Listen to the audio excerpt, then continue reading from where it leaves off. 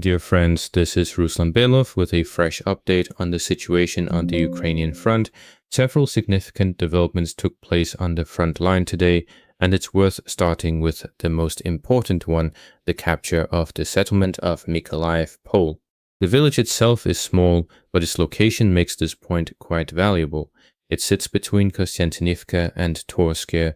Beyond the settlement itself, a substantial stretch of adjacent territory has also come under Russian control.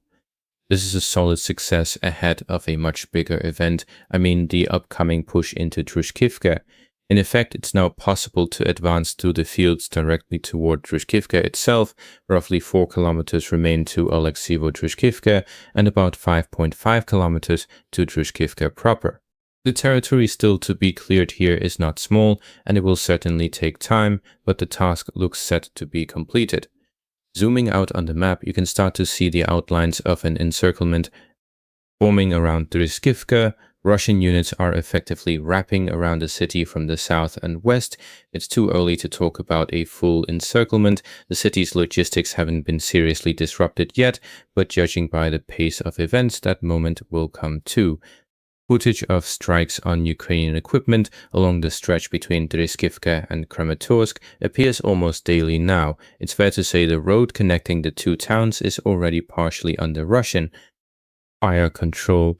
Full control is still a way off, but the position of the Ukrainian grouping here will keep getting harder. From Mykolaiv Pole, by the way, objective control footage has come in, meaning the settlement can be confidently considered under Russian control. I wouldn't be surprised if this direction also brings movement toward Raizkar. Overall, prospects are now opening up along several axes at once. I expect Ukrainian defenses here to keep eroding, with Russian units entering Raizkar from two sides, likely advancing simultaneously from the south and from the Torske direction eastward toward Alekseyevo-Druzhkivka.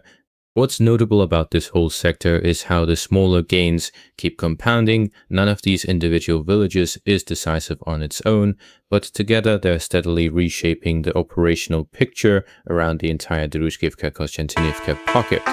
Meanwhile, Russia carried out a powerful strike on Kiev overnight using several types of weapons, ballistic missiles and Geran drones. The Ukrainian side has published footage of the aftermath. More than 20 ballistic missiles were reportedly launched at the city and region, with hits reported on major logistics facilities, including the Mykolaiv logistics center near Kiev, which stored goods for some of Ukraine's largest hypermarket chains. Combined heat and power plants were also hit. It looks like Ukraine's energy sector is once again being worked over seriously. Kiev city authorities are already openly warning residents that the coming winter will be a hard one. The city is on the edge of an energy and fuel crisis, since the strikes also hit an oil depot storing fuel for one of the largest gas station networks in Kiev and the surrounding region. Taken together, this looks like a deliberate, systematic campaign against the pillars that keep a large city running through winter: power generation, fuel storage, and distribution logistics, rather than a one-off strike package. As in previous strikes, Ukrainian air defense failed to intercept a single ballistic missile simply because there's nothing left to intercept with. The American side is no longer supplying Patriot systems. Officials have even stopped publishing reports on how many missiles were shot down. Announcing zero every time doesn't exactly fit the victorious narrative. People online are already joking that all the Russian missiles were successfully intercepted by Ukrainian warehouses and power plants. Moving on to the Dobropillia direction, where important news is also coming in. As a reminder, Dobropillia is one of the last major cities still under Ukrainian control in Donbass. From the south, it was shielded by a powerful three-tier defensive line built by the AFU along a series of villages. Fighting has now begun for the city itself, with Russian units storming it as we speak. For a long time, the defensive line south of the city held, but today it was finally broken through. I mentioned a day ago that Russian forces were advancing actively in this area, having taken the village of Krasnopodilya, with footage also emerging of Russian flags in nearby Vodiane. Today, the village of Matyashov was added to that list. The Russian side has published footage of the fighting for this settlement. It shows strikes on Ukrainian infantry, though no Russian personnel appear in the footage, meaning objective control material for this village hasn't come in yet. Effectively, the defensive line south of Dobropillia has now collapsed entirely. A couple of small villages formerly still hold out, Dobropillia and neighboring Novoshain. But on the whole, this line of fortifications no longer serves its former protective function from the south. That means the final phase of the battle for the city should begin within the next few months. The key factor here is that the supply route to Kramatorsk is already under partial fire control. Normal supply for this hub is something the Ukrainian side will apparently have to say goodbye to. That's why Dobropillia will be one of the Russian command's priority targets this fall. It's clear that with only 10 days of summer left, Russian forces are unlikely to fully secure the city, but they've already entered it, the southern defensive line has collapsed, and additional reserves will soon be flowing in. I'd put it at around 90% likely that the city falls under Russian control by autumn. It's worth stressing that a city of this size rarely falls in one decisive push. Expect a grinding block-by-block process rather than a sudden collapse, even once the outer defenses are gone. There's another sector today where Russian units have made progress. The assault on the neighboring settlement of Oleksievo Druzhkivka is ongoing right now. Fighting has reached its central part. Currently, there's fighting for a Ukrainian strongpoint located at the Druzhkivka food flavoring factory, quite the elaborate name for the facility.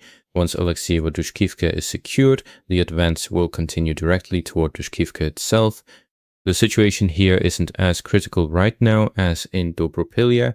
Russian forces haven't entered the city itself yet, but I expect this will also become one of the priority targets for the Russian command this fall. So the sequence taking shape looks like this. First, secure Dobropillia, then Lyman, which Russian forces have already entered, and in parallel approach Druzhkivka directly. These roughly appear to be the objectives the Russian command is setting for the coming autumn. Now let's move to the Slovyansk front, where some very interesting news is also coming in.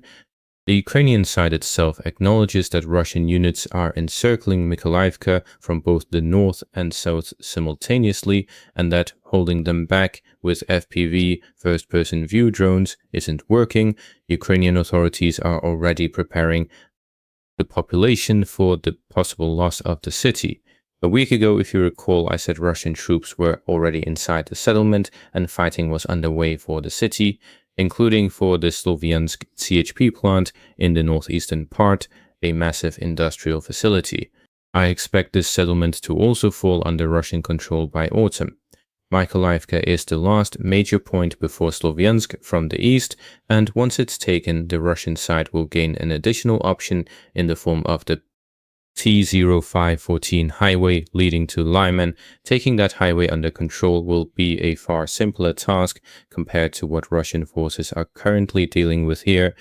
Today once again brought footage of strikes on Ukrainian equipment attempting to move toward Mykolaiv. The settlement is losing its last supply road. Briefly cover the Kharkiv sector. There are no major changes along the line of contact here today. Fighting continues in the same localized area, with Russian units still trying to tighten the pincers around the AFU grouping in the border zone, and fighting continues for Kosa-Shalopan. In terms of advances, there isn't much to report, but important information has come in from the Ukrainian side, specifically from Ukraine's defense intelligence.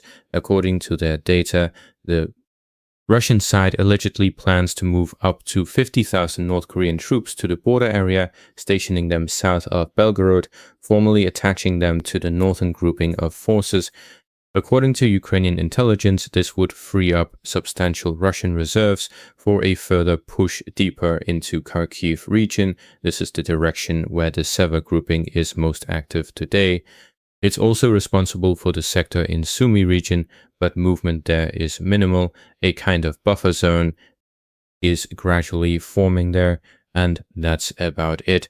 The main effort today is concentrated squarely on the Kharkiv direction. I'd treat the 50,000 figure with some caution for now. It comes from Ukrainian intelligence rather than confirmed deployment footage, and numbers like this have a habit of shifting once actual troop movements start showing up on the ground. Why am I bringing this up? If the claim about North Korean troop deployments is confirmed and a large grouping does indeed take up positions along the border, the freed up Russian forces will inevitably continue their advance. The first move will likely be an attempt to cut off the sector that already looks highly unstable. After that, with a high degree of probability, the advance will continue north of Kharkiv, expanding the border foothold and gradually closing in on the city itself. Taking Kharkiv entirely, a city of 1.5 million people, is unlikely with this grouping alone. Even 50,000 troops clearly wouldn't be enough for that.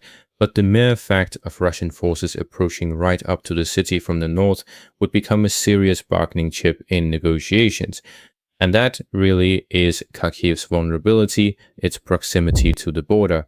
Once the freed up grouping moves in from the north, every night for the city could start to resemble what Kiev went through last night, and for that you wouldn't even need ballistic missiles or mass missile launches, artillery and strike. Drones alone would be enough to keep the city under constant pressure.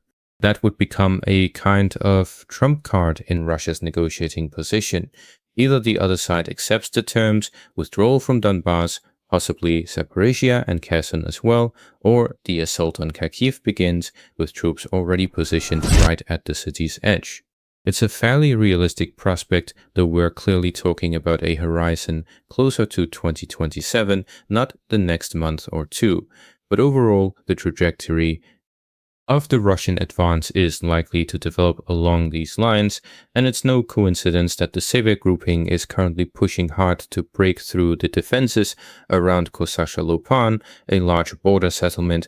No one throws resources at a secondary direction for no reason. In other words, the Russian side clearly does have a plan to move on Kharkiv. Now, against this backdrop, it's worth saying a few words about what's happening around Iran. Things are heating up there too today, and not just militarily, but economically as well. Trump announced the launch of what amounts to the largest economic operation against Tehran to date, promising harsh sanctions against any country that helps Iran get around existing restrictions. In his statements, he described it as economic warfare and isolation on an unprecedented scale, stressing that Iran had a chance to make a deal but failed to take it. According to Trump, Iran's armed forces, infrastructure, and currency have already been seriously damaged, and countries that continue supporting Tehran now face a choice: cut ties or face serious consequences. He specifically mentioned plans to shut down sanctions evasion channels, oil smuggling, currency swaps, money transfers, exchange offices, ship registries, and shell companies. Iran didn't hold back its response. Tehran called what's happening economic terrorism. Iran's foreign minister said Trump's threats amount to a distraction from America's own problems, including its growing national debt and rising interest rates. At the same time, Iranian officials insist their economy is nowhere near collapse despite inflation and recession. They say stores remain well stocked, the banking system is functioning without panic or a mass withdrawal of deposits, and the country's geographic position and size make full isolation practically impossible. China also weighed in. Beijing stated that sanctions and pressure won't solve the problem and called on the parties to pursue a diplomatic resolution. Both sides, in other words, are sticking to their own narrative. Washington insisting the pressure campaign is working, Tehran insisting it isn't, and the truth, as usual in this kind of standoff, is probably somewhere in between. All of this is already being felt quite clearly on the oil market. Brent and WTI prices have risen for a fifth straight session, hitting 3-week highs. Brent is trading around $94 a barrel. Analysts are linking this to ongoing tension in the Middle East and the risk of further supply disruptions. Adding to the picture, the UAE's decision to suspend financial and economic ties with Iran only underscores how strained the situation remains between major players in the Gulf region. As for shipping through the Strait of Hormuz specifically, there's been no sharp change compared to the previous day, despite ongoing talks aimed at de-escalation. But the broader picture around the strait remains highly tense. Vessel traffic is still a fraction of pre-war levels, tanker attacks continue to occur, and the US and Iran keep publicly disputing who actually controls this critical waterway.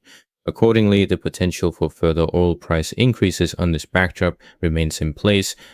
That's the news coming from the front today, friends. Thanks so much for watching. See you in the next briefing.